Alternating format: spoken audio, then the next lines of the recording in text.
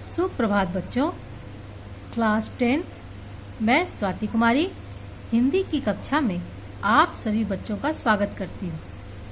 बच्चों, हम लोग ग्रामर पढ़ना शुरू कर दिए थे और पिछली कक्षा में हम लोग पद परिचय पढ़ रहे थे।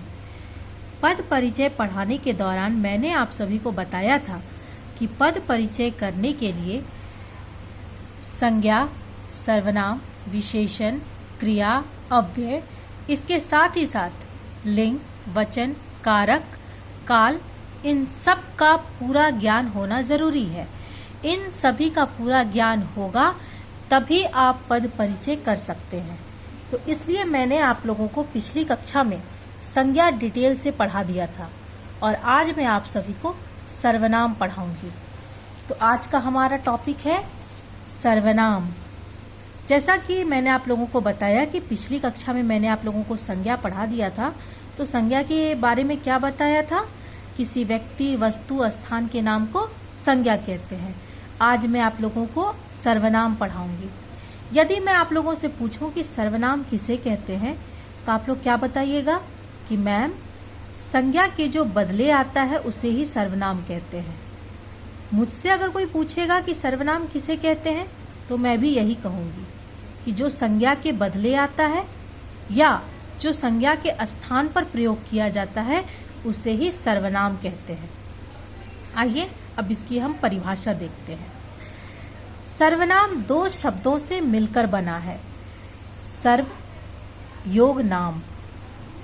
सर्व का अर्थ होता है सबका और नाम का अर्थ होता है नाम, अर्थात सबका नाम।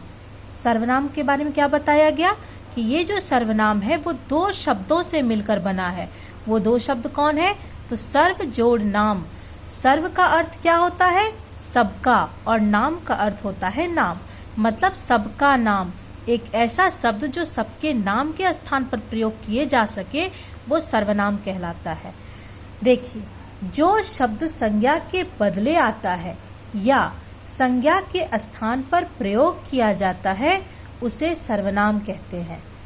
ऊपर क्या बताया गया कि ये दो शब्दों से मिलकर बना है। सर्व जोड़ नाम, सर्व का अर्थ हुआ सबका और नाम का अर्थ हुआ नाम, मतलब सबका नाम जो सबके नाम के बदले आ जाए। और यहाँ क्या बताया गया कि जो संज्ञा के बदले आता है या संज्ञा के स्थान पर प्रयोग किया जाता है उसे ही सर्वनाम कहते हैं। अब देखो, हम इसे उदाहरण के माध्यम से समझते हैं।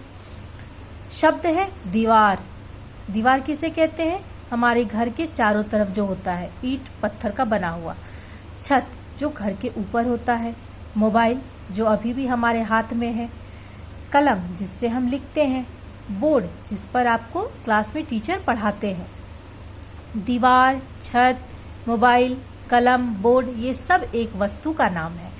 और अगर हमें इन सब के स्थान पर कुछ और प्रयोग करना है तो देखिए, यह दीवार, यह छत, यह मोबाइल, यह कलम, यह बोर्ड, ये तो अलग अलग नाम है, लेकिन इन सब के जगह पर हम एक शब्द का प्रयोग किए और कि क्या, कौन सा शब्द है? यह। तो ये जो यह शब्द है जो इन सारे नाम के बदले में आ गया, जो सबके नाम पर रखा जा सकता है, वो ये हुआ सर्वनाम। ये सब संज्ञा है और इन सब के बदले ये आ गया तो ये हो गया सर्वनाम। सर्वनाम शब्द में और कौन कौन आ सकते हैं? देखो, यह, वह, उसका, मैं, तुम आदि, ये सब सर्वनाम शब्द हैं। अब एक विशेष बात मैं आप लोगों को बताती हूँ जो कि आप लोग 8 तक पढ़ ही चुके हैं कि सर्वनाम की आवश्यकता क्यों पड़ती है। तो देखो, संज्ञा का बार बार आना वाक्य को अप्रभावी बना देता है। इसे प्रभावी बनाने के लिए सर्वनाम का प्रयोग किया जाता है। क्या बताया गया कि संज्ञा यदि बार बार आए तो वाक्य अटपटा सा लगता है। अप्रभावी मतलब अटपटा, वो अच्छा नहीं लगता है। और इसे प्रभावी बनाने के लिए सर्वनाम का प्रयोग किया जाता है। अब इसे हम एग्जाम्पल के माध्यम से समझते हैं। जैसे एक व्यक्ति है राम, उसके बारे में बताया जा रहा है। राम ईमानदार है।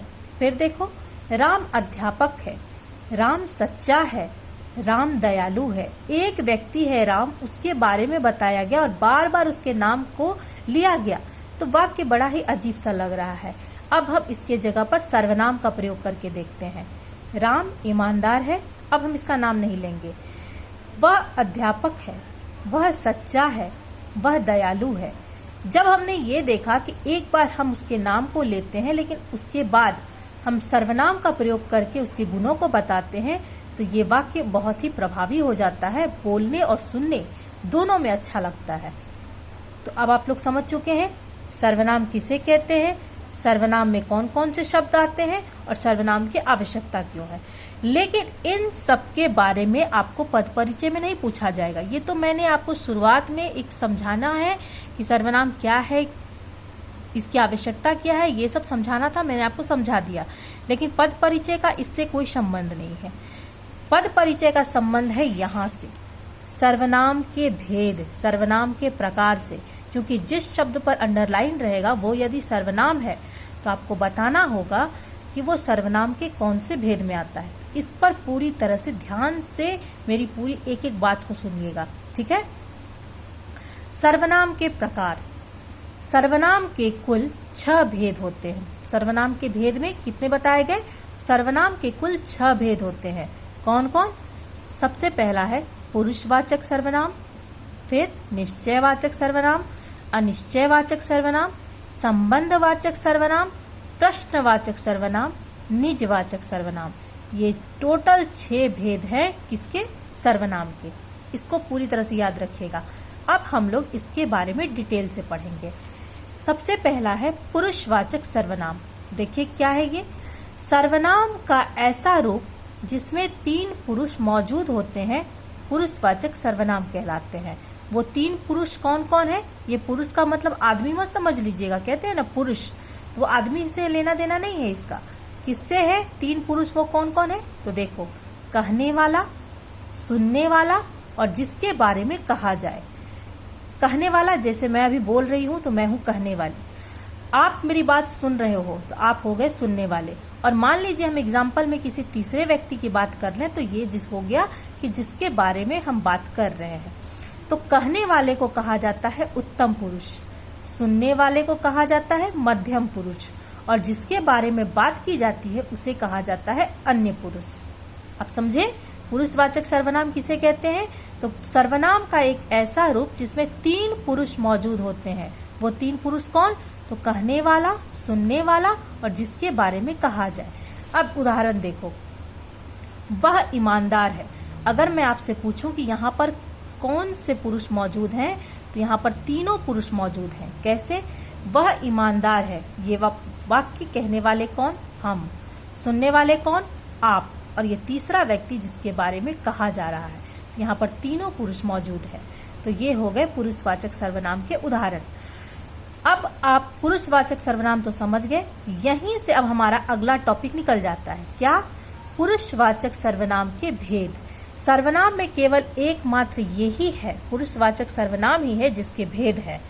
पुरुषवाचक सर्वनाम के भेद कितने हैं? देखो, पुरुषवाचक सर्वनाम के 3 भेद होते हैं। वो 3 भेद कौन है? देखो, उत्तम पुरुष मतलब कहने वाला, दूसरा मध्यम पुरुष जिसका अर्थ हुआ सुनने वाला, और अन्य पुरुष जिसके अंतर्गत आता है जिसके बारे में कहा जाए। ये जो आपने देखा, कहने वाला, सुनने वाला, जिसके बारे में कहा जाए, उत्तम पुरुष, मध्यम पुरुष, अन्य पुरुष, यही 3 इसके 3 भेद होते हैं। आप देख रहे हैं। तो एक इम्पोर्टेंट चीज मैं आपको इसके अंतर्गत बताती हूँ। उत्तम पुरुष कहने वाला, तो कहने वाला हमेशा अपने बात को शुरू करेगा तो मैं या हम से। मैं अगर वो सिंगल है, अकेला है, एक वचन में है तो मैं, बहुवचन में वो लोग अपनी आप बात को रख रहे हैं तो हम। मध्यम पुरुष सुनने वाला है तो बराबर वाले के लिए, जो उसकी सेम एज का है तो उसके लिए वो तुम का प्रयोग करता है, छोटा है तो तू का, बड़ा है तो आपका। अन्य पुरुष में जिसके बारे में बात की जाती है उसके लिए यह, वह, ये, वे, वो, इन सब का प्रयोग किया जाता है। तो पुरुषवाचक सर्वनाम में यहाँ तक हुआ। अब आपको मैं बताती हूँ पुरुषवाचक सर्वनाम के 3 भेद, उत्तम पुरुष, मध्यम पुरुष और अन्य पुरुष के बारे में हम लोग डिटेल से पढ़ेंगे। उत्तम पुरुष, जिन शब्दों का प्रयोग बोलने वाला खुद के लिए करता है उसे उत्तम पुरुष कहते हैं। क्या कहा गया? कि जिन शब्दों का प्रयोग बोलने वाला खुद के लिए करता है उसे उत्तम पुरुष कहते हैं। इसके अंतर्गत मैं, हम लोग आप जब भी बात करते हैं, अपनी बात कहते हैं तो कैसे कहते हैं, मैं ये कहना चाहती हूँ कि। तो इसके अलावा और हम लोग क्या क्या बोलते हैं, मैं, मेरा, मेरी, मुझे, मुझको आदि। तो ये सब हो गए उत्तम पुरुष के अंतर्गत। उदाहरण में देखो, मैं फुटबॉल खेलती हूँ, ये मैं उत्तम पुरुष के उदाहरण है। हम लोग खेल रहे हैं, ये भी उत्तम पुरुष है, उत्तम पुरुष के उदाहरण है, क्योंकि मैं हमने अपने लिए किया है, हम लोग अपने लिए करते हैं। फिर दूसरे नंबर पर है मध्यम पुरुष। तो मध्यम पुरुष में देखते हैं, जिन शब्दों का प्रयोग श्रोता, श्रोता का अर्थ होता है सुनने वाला, जिन शब्दों का प्रयोग श्रोता के लिए किया जाता है वह मध्यम पुरुष के अंतर्गत आता है। इसके अंतर्गत तू, तुझे, तुमको, तेरा, तुम, आप आदि आते हैं। क्या बताया गया कि जिन शब्दों का प्रयोग सुनने वाले के लिए किया जाता है वो मध्यम पुरुष के अंतर्गत आता है। उत्तम पुरुष में कहने वाले के रहता है और मध्यम पुरुष में सुनने वाले की बात रहती है। और इसके अंतर्गत कैसे कैसे शब्द होते हैं, तू, तुझे, तुझको, तेरा, तुम, आप, ये सब जहां भी रहेंगे आप समझ जाइए वो मध्यम पुरुष में है। अब उदाहरण में हम लोग देखते हैं, तुम बहुत अच्छे हो। देखो हमने ये चीज किसके लिए प्रयोग किया, सुनने वाले के लिए। तुम बहुत अच्छे हो, किसी को हम कह रहे हैं और कोई है जो सुन रहा है, तो ये शब्द हम किसके लिए किए, सुनने वाले के लिए। आपसे निवेदन है कि आप अपने बारे में बच्चों को बताइए। आपसे, कोई बड़े हैं तो हम उन्हें आप कहते हैं, तो हमने किसी बड़े से बात की तो हम उनके लिए आप जैसे शब्द का प्रयोग किए। तो आपसे निवेदन है कि आप अपने बारे में बच्चों को बताइए। अगर आपसे पर अंडरलाइन रहे और पूछे कि इसका पद परिचय दीजिए, तो आप लिखिएगा कि ये पुरुषवाचक सर्वनाम में मध्यम पुरुष के अंतर्गत आता है। ठीक है, वो मैं आपको बाद में अच्छी तरह से और बता दूंगी। और पुरुषवाचक सर्वनाम का तीसरे नंबर पर जो है वो है अन्य पुरुष। जिन शब्दों का प्रयोग किसी तीसरे व्यक्ति के बारे में बात करने के लिए किया जाता है वह अन्य पुरुष के अंतर्गत आता है। क्या कहा गया कि जिन शब्दों का प्रयोग किसी तीसरे व्यक्ति के बारे में बात करने के लिए किया जाता है, कि हम किसी थर्ड पर्सन, किसी तीसरे के बारे में बात करने की कोशिश करते हैं या किसी के बारे में बताने की कोशिश करते हैं, उस समय हम इस तरह के शब्दों का प्रयोग करते हैं तो वह अन्य पुरुष के अंतर्गत आता है। तो इसके अंतर्गत यह, वह, ये, वे आदि जैसे शब्द आते हैं। जैसे देखो, गांधी जी हमारे राष्ट्रपिता हैं, उन्होंने देश को स्वतंत्र कराया। उन्होंने, हमने गांधी जी के लिए इसका प्रयोग किया और हम किसी तीसरे व्यक्ति के बारे में यहाँ बता रहे हैं। हम जो बोल रहे हैं गांधी जी के बारे में, तो गांधी जी को तो नहीं बोल रहे हैं, हमारी बात गांधी जी तो नहीं सुन रहे हैं। बोलने वाले हम हैं, सुनने वाला आप हैं, और ये गांधी जी तीसरे व्यक्ति हैं जिनके बारे में हम आपको बता रहे हैं। उन्होंने पे अंडरलाइन रहे तो ये किसका उदाहरण रहेगा, अन्य पुरुष का। यह उसकी पुस्तक है, यह हम किसी अन्य के बारे में बता रहे हैं कि ये पुस्तक जो है उस इंसान की है। वह कल जाएगा, उन्हें पता था हम आएंगे। वह कल जाएगा, किसी तीसरे के बारे में बताया जा रहा है। उन्हें पता था हम आएंगे, कोई तीसरा व्यक्ति है जिसके बारे में बताया जा रहा है कि उन्हें ये चीज पता था कि हम कल आएंगे। तो मुझे लगता है कि आप लोग पुरुषवाचक सर्वनाम अच्छी तरह से समझ गए होंगे। और सर्वनाम में एकमात्र पुरुषवाचक सर्वनाम ही है जिसके भेद होते हैं, उत्तम पुरुष, मध्यम पुरुष, अन्य पुरुष। तो ये हमारा पुरुषवाचक सर्वनाम समाप्त हुआ। अब इसका दूसरा भेद, सर्वनाम का दूसरा भेद है निश्चयवाचक सर्वनाम। नाम से ही आप स्पष्ट कर लिए होंगे, निश्चय, कन्फर्म, वो वस्तु है तो है। अब इसको हम लोग अच्छी तरह से समझते हैं। जिन सर्वनाम शब्दों से किसी वस्तु, व्यक्ति या स्थान की निश्चितता का बोध हो वे शब्द निश्चयवाचक सर्वनाम कहलाते हैं। जो मैंने आपको समझाया वही यहाँ कहा गया कि जिन सर्वनाम शब्दों से किसी वस्तु, व्यक्ति या स्थान के बारे में कन्फर्म पता चलता है कि वो वस्तु ही है, उसकी निश्चितता का बोध होता है, वो निश्चयवाचक सर्वनाम कहलाते हैं। जैसे वह मेरी गाय है, हम कन्फर्म है कि वो गाय मेरी ही है। वह राम की पुस्तक है, वो पुस्तक के बारे में बताया जा रहा है कि वो पुस्तक राम की ही है, किसी और की नहीं है। तो यहाँ पर वह, इस सब पर अंडरलाइन रहे और आपसे पूछा जाए कि ये किसका उदाहरण में आता है, कि पद परिचय कीजिए इसका, तो आप इसके बारे में बताइएगा कि ये सर्वनाम के निश्चयवाचक सर्वनाम में आता है। और एक चीज, पुरुषवाचक सर्वनाम का तीसरा भेद अन्य पुरुष में भी वह है और यहाँ भी वह है। तो सर्वनाम में एक जैसे शब्द कई जगह पर आएंगे, लेकिन कैसे आप पता लगाइएगा कि ये जो वह है वो निश्चयवाचक सर्वनाम का उदाहरण है और ये जो वह है वो अन्य पुरुष का उदाहरण है। तो इसके लिए आप पूरे सेंटेंस को पढ़िएगा। वह कल जाएगा में किसी थर्ड पर्सन के बारे में बताया जा रहा है कि वह व्यक्ति कल जाएगा। तो यहाँ जो वह है वो अन्य पुरुष का उदाहरण है और वह मेरी गाय है, इसमें निश्चय रूप से बताया जा रहा है कि वह गाय मेरी ही है। तो आप पूरे सेंटेंस को पढ़कर तब पता करिएगा कि ये जो शब्द है वो किस सर्वनाम के अंतर्गत आएगा। ठीक है। अब निश्चयवाचक सर्वनाम दूसरा, तीसरे नंबर पर है अनिश्चयवाचक सर्वनाम। इसमें इसका ठीक उल्टा होता है, विलोम। देखते हैं क्या है। जिन सर्वनाम शब्दों से किसी वस्तु, व्यक्ति, स्थान आदि की निश्चितता का बोध नहीं होता वे अनिश्चयवाचक सर्वनाम कहलाते हैं। क्या बताया गया कि जिन सर्वनाम शब्दों से किसी वस्तु, व्यक्ति, स्थान आदि की निश्चितता का बोध नहीं होता है, मतलब हम कंफर्म नहीं है कि वो वस्तु, व्यक्ति, स्थान के बारे में जो हम बता रहे हैं वो सही है या नहीं, या उसके बारे में मुझे कुछ कंफर्म जानकारी ना हो, ऐसा कुछ पता ना चले, इस मतलब वहाँ निश्चितता का बोध ही ना हो, तो वहाँ अनिश्चयवाचक सर्वनाम होता है। ये अनिश्चयवाचक सर्वनाम कहलाते हैं। जैसे मुझे कुछ खाना है, यहाँ पर कंफर्म नहीं है कि उसे क्या खाना है। कोई आ रहा है, वो कंफर्म नहीं है कि कौन आ रहा है। मुझे कोई नज़र आ रहा है, उस व्यक्ति को नज़र आ रहा है, लेकिन कौन नज़र आ रहा है इसका निश्चय नहीं रहता है। मुझे बाजार से कुछ लाना है, उसे बाजार से कुछ लाना है, मुझे लाना है, लेकिन क्या लाना है इसका कोई पता नहीं है।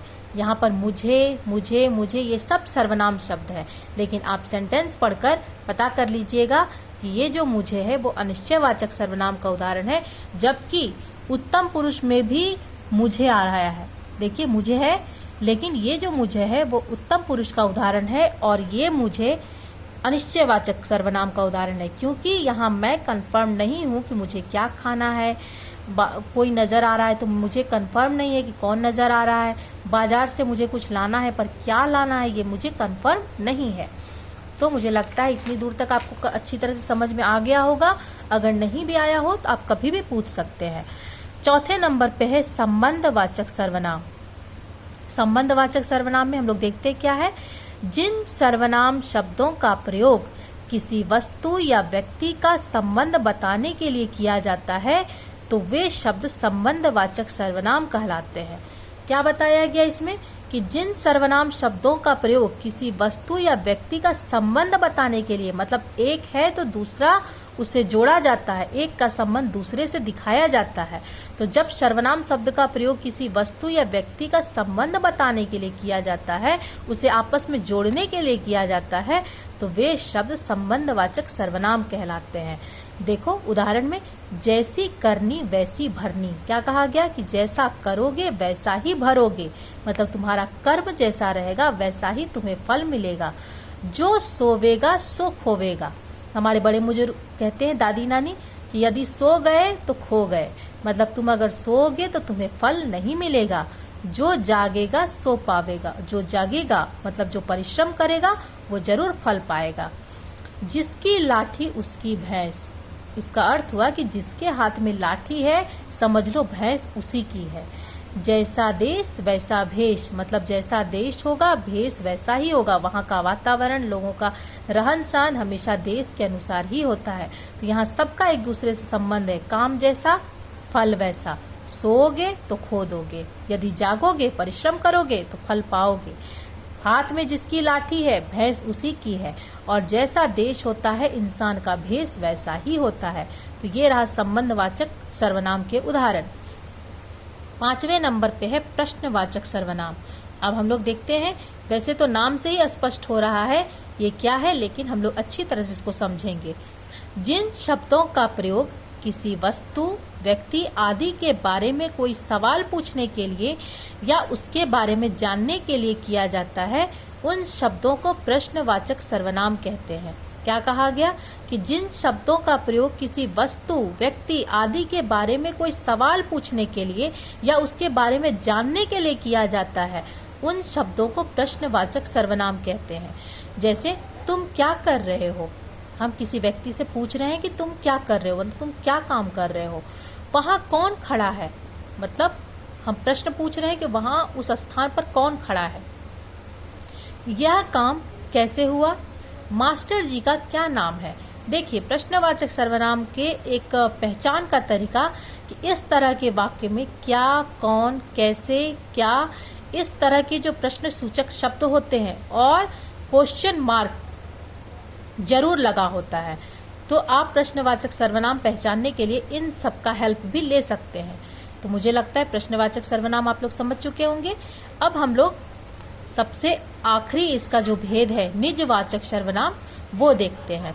निजवाचक सर्वनाम वह सर्वनाम शब्द जिसका प्रयोग वक्ता स्वयं के लिए करता है, स्वयं मतलब खुद के लिए करता है, वह निश्चयवाचक सर्वनाम कहलाते हैं। क्या कहा गया कि वह सर्वनाम शब्द जिसका प्रयोग वक्ता मतलब बोलने वाला हमेशा खुद के लिए करता है, वह निजवाचक सर्वनाम कहलाते हैं। और आपको पता है बच्चों, सर्वनाम में ये सबसे इम्पोर्टेंट है। पद परिचय में सबसे ज्यादा निजवाचक सर्वनाम ही आता है और इसको आप लोग अच्छी तरह से समझिएगा।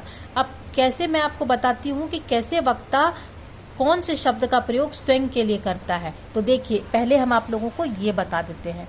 जैसे देखो, आप कौन है एक सेंटेंस है और दूसरा है मैं अपने आप जाऊंगा। यहाँ पर पहले वाला जो सेंटेंस है आप कौन है में आप पर अंडरलाइन है और मैं अपने आप जाऊंगा, यहाँ आप पर अंडरलाइन है। ऊपर भी आप है, नीचे भी आप है। अब मैं आपसे एक प्रश्न पूछती हूँ कि क्या ये आप और क्या ये आप, इन दोनों का सेम अर्थ है? क्या इन दोनों का एक समान अर्थ है? आप कौन है और मैं अपने आप जाऊंगा, क्या इन दोनों का समान अर्थ है? नहीं।